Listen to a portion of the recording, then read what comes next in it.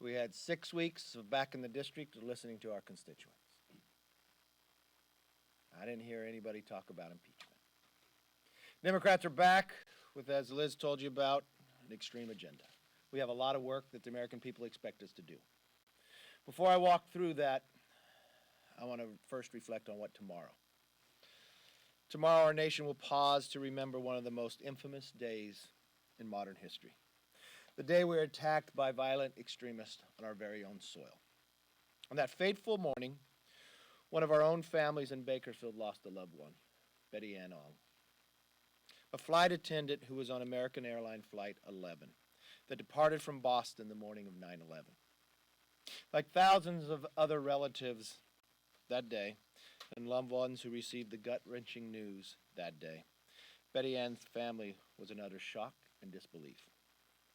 With time, they came to learn of the crucial role that Betty Ann actually played. On that flight, in her final moments, she was the first voice anyone on the ground heard from that flight had been hijacked. She was calm, she was collected, and she was direct when she delivered the news to the ground that they had been hijacked. Betty Ann, like all 9/11 victims, the first responders, our men and women in uniform, represent the very best of America. The very best of America excellism.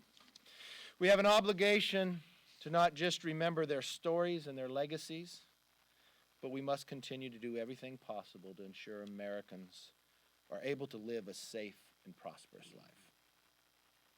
As we move through this week, we should never forget. As we move every day on that floor, we should remember those who gave the ultimate sacrifice.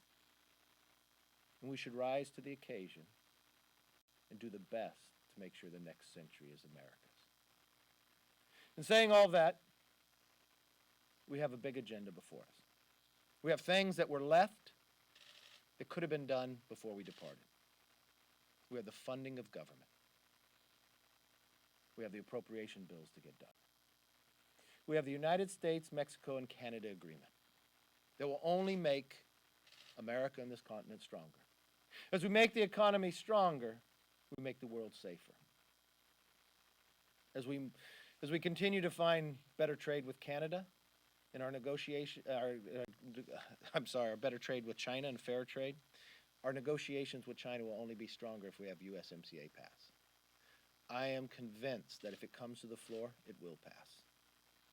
I am convinced the only discussion inside the Democratic conference when it comes to USMCA of not should we move it, but about politics.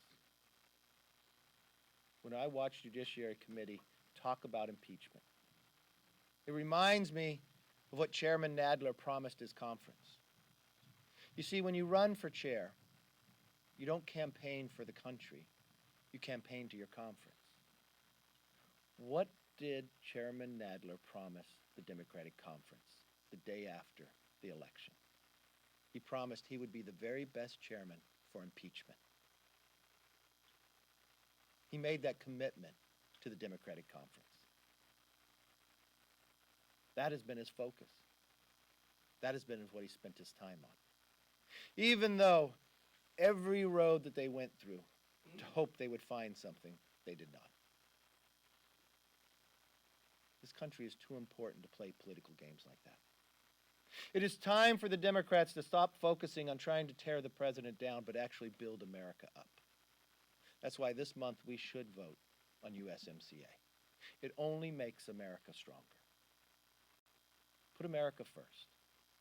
Keep politics out of it. Mexico has already ratified. Canada is just waiting for our action. The rest of our economy is waiting for our action. More than 170,000 jobs will be created. Our GDP will continue to grow. More people will work. I think that's what Congress is supposed to be doing. I watched reports come forward every time inside Congress. When an inspector general has brought forth an important report, you've brought it before committee to actually hear what they have found. Inspector General Horowitz, dealing with the Justice Department, I think that's appropriate. It comes before the committee. Maybe that is a disagreement with the promise that Chairman Nadler made for his political friends that he would just impeach this president regardless of facts. I think the first thing you'd want to know is what's going on in the Justice Department. After an Inspector General, in a nonpartisan way, analyzed it with that report coming forward. I hope at least he read that report and would bring him before his committee. I watched through this last break what's happening in Hong Kong. Millions of people, week after week, crave what America has. We should all remember that America is more than a country. America is an idea so powerful it can inspire people who crave the freedom that we were given centuries ago. Every day we should be able to defend it. But every day we should stand with anyone who stands for freedom. This is a moment of time that we should. As I listen to the Democrats, and I know they have an internal fight, it's more than just a disagreement, it's for the soul of their entire party. I've watched new members of their party redefine them. I watched them not even call themselves Democrats, they call themselves Socialist Democrats. Those are challenges and debates we'll have on this floor. But I hope we put politics aside and focus. If you were in your district and you listened to your constituents and what they asked for. Surprise, Billy. Let's solve that problem. Let's make the economy stronger. The economy is stronger than we have seen in the last 50 years. If you watch the participation rate for women from the age 25 to 54, it's 76.3%. The strongest it's been in the last 15 years. And we could still do better. This is an opportunity that America is watching that I hope this Congress rises to the occasion. Let me stop there and take questions. Yes, ma'am. Senator McCarthy, two separate issues after 6 weeks away, if you don't mind. First, do you think that the federal government should be spending money at the president's resorts, especially when he's not staying at them?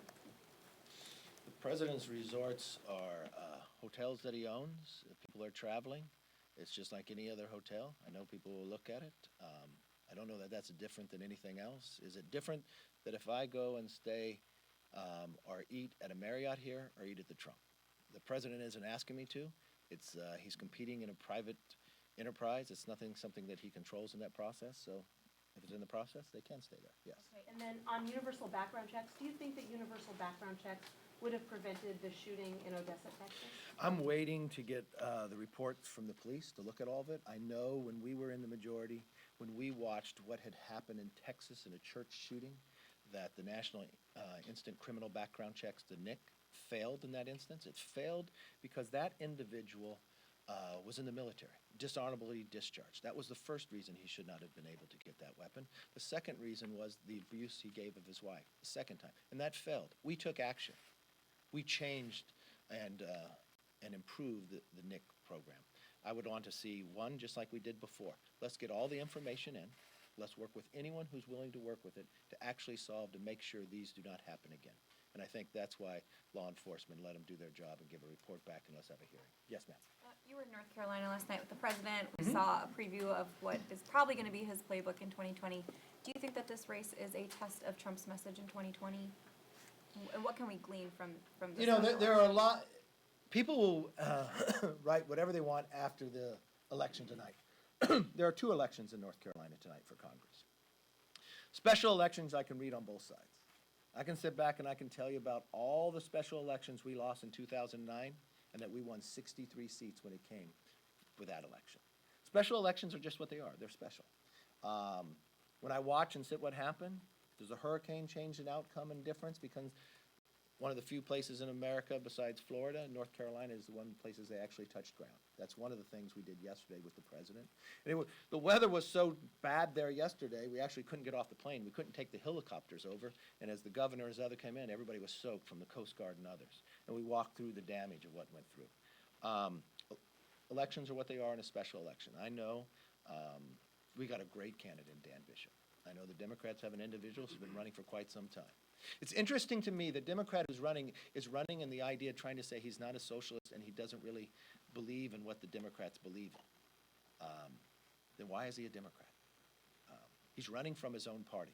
I watched the Democrats perform in this campaign. They're just trying to play defense.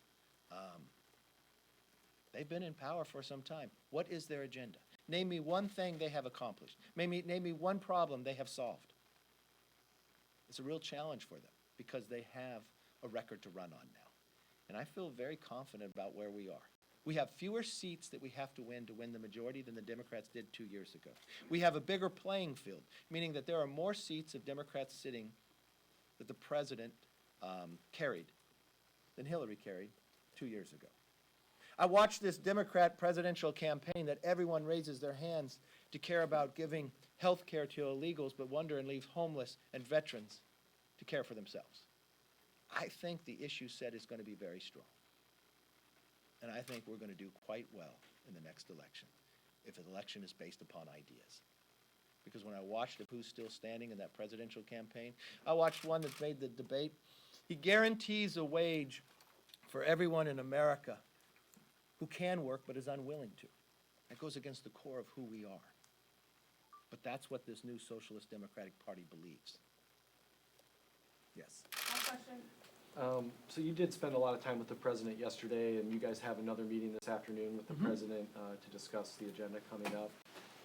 What is your message to him as far as gun control and the aftermath of these mass shootings over recess? Do you think that there's any chance to strengthen background checks or to move on red flags or any of these other measures that are under discussion? Where do you think the momentum is right now?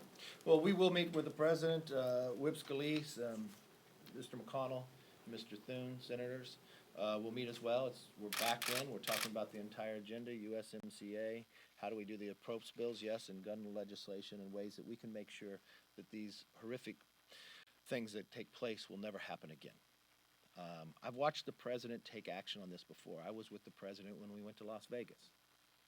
I watched that a bump stock had been okayed through the last administration. I watched what this president did. He took a bump stock away. I watched the president sign a bill when it came to the NIC fix. This president looks at the problem and wants to find a solution. This president has sat down trying to find what is the best way to make sure these are never duplicated again. And I think that's what he'll discuss today as one of the ideas, getting all the facts before us. Where can we produce legislation that makes sure it doesn't happen? Not for the sake of legislation that still allows something to go forward, but what is the problem here and why can't we solve it? We all watched the Parkland shooting. Not once, but twice, the FBI was warned. Given the name of the individual, months ahead of time. Why did that fall through the crack? We know mental health is a big concern inside our country today, dealing with this and dealing with homelessness. We know substance abuse, others. How can we solve these problems? That's what we should be focused on. But when I look to the Democratic side, they're focused on one thing, a promise they made to their political individuals that they wanted to impeach this president regardless if there were facts or not. I think we should be focused on what the American public sent us here to do. Thank you very much.